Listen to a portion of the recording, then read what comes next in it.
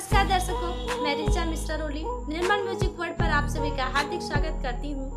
और आजकल बेरोजगारी की समस्या बहुत ही चल रही है, हमेशा से चलती आ रही है, लेकिन इस समय कुछ ज्यादा ही हो रही है। एक काला छंद लेकर के आप सभी के बीच उपस्थित हूँ।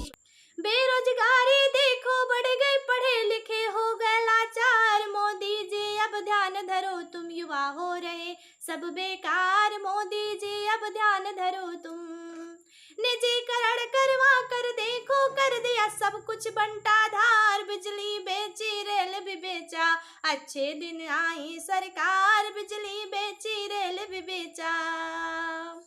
5 साल संविदा पे रखे, ऐसी नौकरी है बेकार। 5 साल संविदा पे रखे, ऐसी नौकरी है बेकार। छात्र भी फांसी झूल रहे हैं, नहीं मिल रही नौकरी यार। छात्र भी फांसी झूल रहे हैं।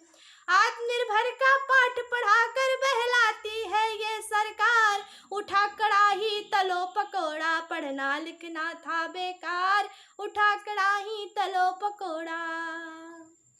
बहुत बहुत धन्यवाद आप सभी का। बेरोजगारी में अगर इस गीत में कुछ सच्चाई आप सभी को लगी हो तो कृपया चैनल को सब्सक्राइब करें, लाइक कमेंट और शेयर करें। बहुत बहुत धन्यवाद।